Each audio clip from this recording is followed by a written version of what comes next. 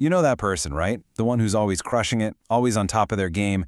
We look at them and think, wow, so ambitious. But what if that relentless drive for perfection isn't actually about ambition at all? What if it's a mask, a really convincing one for deep hidden anxiety? Well, that's exactly what we're going to decode today, something called high-functioning anxiety. So, let me ask you, does this sound familiar? On the outside, everyone sees you as the one who's got it all together. You're the reliable one. But on the inside, it feels like you're walking a tightrope, just one tiny misstep away from everything completely falling apart. If you just thought, yeah, that's me, then you are absolutely in the right place. All right, let's dive right into the heart of it. Because, on the surface, healthy ambition and this anxiety-driven perfectionism, they can look so similar.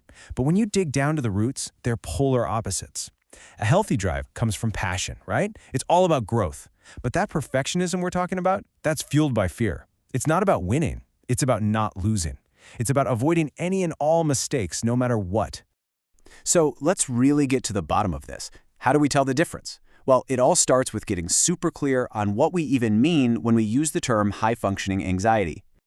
Okay, and this right here is the absolute key. This isn't just about having a type A personality. No, high-functioning anxiety is a very specific mix. It's like this cocktail of a deep, constant feeling of dread or foreboding, but it's mixed with a brain that just will not stop pushing you to perform. And the result of that? Your body gets trapped in this elevated state of stress, even as you're successfully checking off every single thing on your to-do list. Now, this is super helpful because, let's be honest, we all kind of throw the words worry, stress, and anxiety around like they're the same thing. They're not.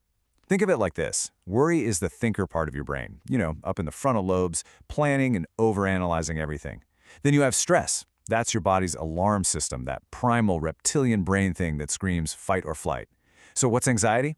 Well, anxiety is what happens when those two things intersect. It's the full-on mind and body experience when the thinker and the alarm system are both going off at the same time. Okay, so now that we have that framework down, let's get really practical. We're going to walk through 7 specific signs that might feel a little too familiar if high-functioning anxiety is part of your life. So as we go through these 7 signs, just notice which ones, really hit home for you. All right, sign number 1. You just can't turn your brain off at night. I mean, you can be totally exhausted all day long, but the second your head hits that pillow, bam! Your mind is off to the races, replaying every little conversation, rehashing everything you did. Or maybe you're familiar with the dreaded 3 a.m. wake-up, what some people call terminal insomnia, where you just wake up and your mind is already making a to-do list, and there is no way you're getting back to sleep. Number 2 is a big one. It's all about why you're doing what you're doing. So you have to ask yourself, am I pushing for excellence because I'm passionate about this? Or do I need everything to be perfect just to feel okay, just to feel safe? See, if it's that second one, that's not ambition driving you. It's fear. It's this deep-seated belief that you just can't handle making a mistake. And this is such a powerful way to think about it. For your brain, the possibility of failure isn't just a minor setback. It's processed as if it's a real physical danger, like you're facing down a tiger. Seriously, a typo in that big email? To your nervous system, it can feel just as threatening as a tiger in the room.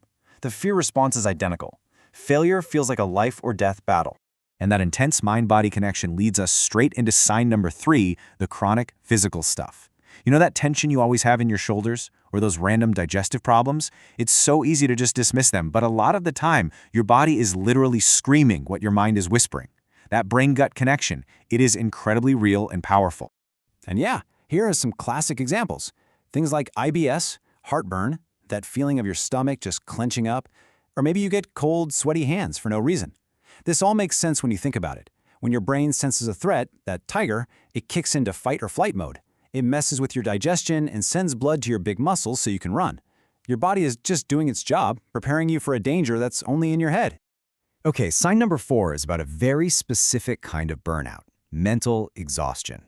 This is way more than just feeling tired. It's what happens when you spend all day, every day in a state of hypervigilance. You're constantly scanning conversations, scanning your emails, scanning for any potential threat. And living like that, it leaves you feeling tense, jumpy, and just utterly drained. I really love this analogy.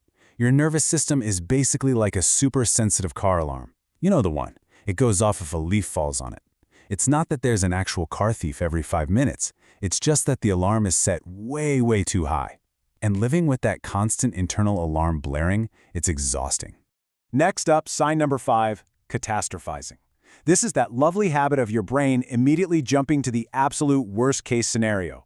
Your boss sends a one-line email like, "Can we chat tomorrow?" and your mind instantly spends the next 24 hours planning your unemployment strategy. It's a trick anxiety plays, making you feel like the worst outcome isn't just possible, it's practically a sure thing. Okay, sign number 6, you literally cannot relax. You pack your schedule, you fill every spare moment, because there's this little voice that says, if you just stay busy enough, you can outrun the anxiety.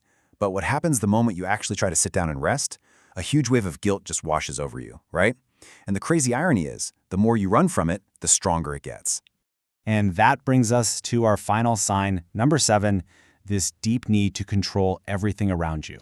And look, this isn't just about liking a clean desk. Because your inner world feels so completely out of control and chaotic, you try to micromanage your outer world. You're basically trying to create order on the outside to soothe the storm that's raging on the inside. It's all an attempt to feel safe. Okay, so if you found yourself nodding along to, well, any of those, the first thing I want you to know is you are so not alone in this. And the most important thing, you are not stuck. Just seeing the pattern is a huge first step. The next step is all about reclaiming your nervous system. So let's talk about 3 really simple habits that can help you start doing that. And these are simple, I promise. 3 micro habits you can literally start today. First, just move more slowly. When we're rushing around, it sends a panic signal to our brain. When we move deliberately, it sends a signal that says, hey, we're safe. Second, and this might sound weird, is to schedule your worry time. Yep, give yourself a specific slot like 15 minutes every day at 4 p.m. to just worry. You're essentially teaching your brain, we don't need to do this all day. We have an appointment for it later. You're setting a boundary. And third, breathe. Slow, deep belly breaths literally switch on the calming part of your nervous system. It's like building a muscle. Okay, so as we start to wrap this up, let's just focus on the path forward from here. Honestly, recognizing these patterns in yourself, that is the biggest and most powerful step you can take. And if there is one thing you take away from all of this, let it be this. I really want this to sink in. Anxiety feels awful. It is incredibly uncomfortable, but it is not dangerous. Your body is literally built to handle the stress response. The whole game is about changing your relationship to that feeling and reminding yourself, even when it's hard, this feels bad, but I can handle it. And that brings us to one last question for you. The point here is absolutely not to add one more overwhelming thing to your to-do list. It's about taking one small, totally manageable step. So, out of those 3 habits we talked about, moving slowly, scheduling your worry time, or taking some deep breaths, which one feels like something you could try first? Because taking that one little step, that's how you start teaching your nervous system that it's okay, that you're safe,